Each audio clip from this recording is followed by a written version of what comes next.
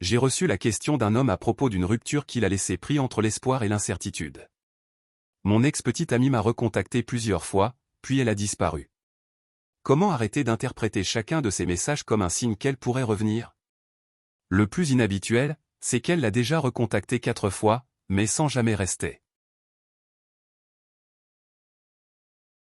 Il y a presque 2 ans, mon ex-petite amie m'a quitté. Il n'y a pas eu de tromperie et elle ne m'a pas quitté pour quelqu'un d'autre. Notre relation s'est terminée parce que, petit à petit, je suis devenu anxieux, contrôlant et émotionnellement épuisant. J'ai mis beaucoup de temps à l'admettre, mais je n'ai vraiment commencé à aller mieux que lorsque j'ai cessé de me voir uniquement comme une victime et que j'ai accepté ma part de responsabilité dans ce qui s'était passé. Les premiers mois ont été très difficiles.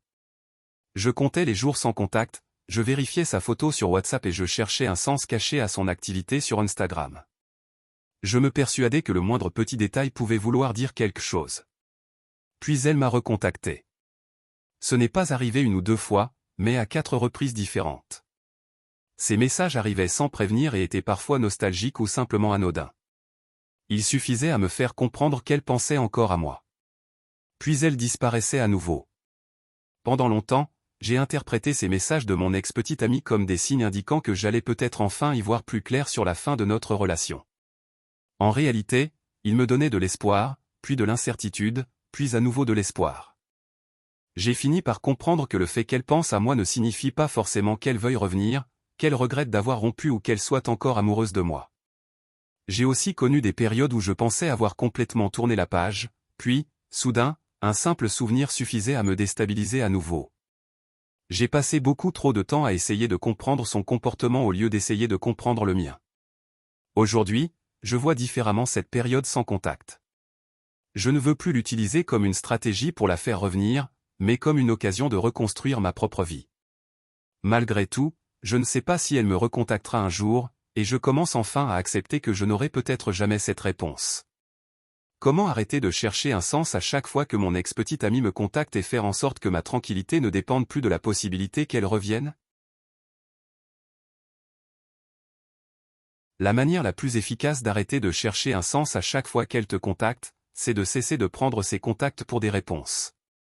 Un message, une réaction sur les réseaux sociaux ou le fait qu'elle te recontacte à l'improviste prouve seulement qu'à ce moment-là, elle a décidé de te parler.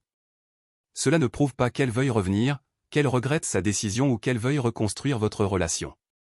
Tant que tu essaieras de découvrir une intention plus profonde derrière chacun de ces gestes, tu resteras prisonnier de la même incertitude. Le fait que ton ex-petite amie t'ait déjà recontacté plusieurs fois rend les choses plus difficiles, parce que chaque nouveau contact fait renaître une possibilité dans ta tête. Et c'est précisément ce cycle qui semble t'empêcher d'avancer. Des contacts occasionnels et des signaux contradictoires peuvent entretenir l'espoir et rendre la prise de distance plus difficile, même lorsqu'il n'y a aucune tentative concrète de reconstruire la relation. Mais je ne partirai pas non plus du principe qu'elle essaie délibérément de te manipuler ou de te garder comme deuxième choix. Tu n'as pas assez d'informations pour savoir pourquoi elle revient te parler. Elle peut ressentir de la nostalgie, de la curiosité, de l'affection, de la solitude ou simplement avoir envie de savoir comment tu vas. Le problème, c'est qu'aucune de ces possibilités ne change rien à ce dont tu as besoin. Si ces contacts te rendent à nouveau anxieux et te poussent à chercher des signes, alors ils ne te font pas de bien pour le moment. Donc, je me fixerai une règle très simple. Je ne considérerai un contact de ton ex comme un véritable signe de réconciliation possible que si elle te disait clairement qu'elle veut parler de vous remettre ensemble et qu'elle était prête à discuter de ce qui n'a pas fonctionné et de ce qui devrait changer. Tout le reste ne serait qu'une simple prise de contact. Je n'interpréterai pas un message banal, un souvenir ou un « comment tu vas » comme le signe d'une décision concernant votre relation. Je pense aussi que ce que tu as déjà reconnu à propos de ton propre comportement est important. Admettre que tu es devenu anxieux, contrôlant et émotionnellement épuisant est beaucoup plus utile que de passer 2 ans à te demander uniquement pourquoi elle t'a quitté. Mais tu ne dois pas non plus changer uniquement pour lui prouver que tu mérites maintenant une deuxième chance. Ce travail doit te servir à ne pas reproduire ces comportements, que ce soit avec elle ou dans une future relation. Si tu continues à surveiller les réseaux sociaux de ton ex-petite amie, à attendre ses messages, ou si chaque nouveau contact te donne l'impression d'être revenu au point de départ, envisage de limiter encore davantage ces contacts. Tu peux arrêter de la suivre, la mettre en sourdine ou même la bloquer temporairement si c'est nécessaire. Ce n'est pas une punition contre elle. C'est simplement une façon d'éloigner les éléments qui te poussent constamment à essayer d'interpréter ce qu'elle fait. Parfois, couper le contact est précisément ce qui permet de commencer réellement à avancer. Il n'existe pas non plus de règle universelle pour toutes les ruptures. Certaines personnes arrivent à garder un certain contact avec un ex sans rester émotionnellement bloquées, et d'autres n'y arrivent pas.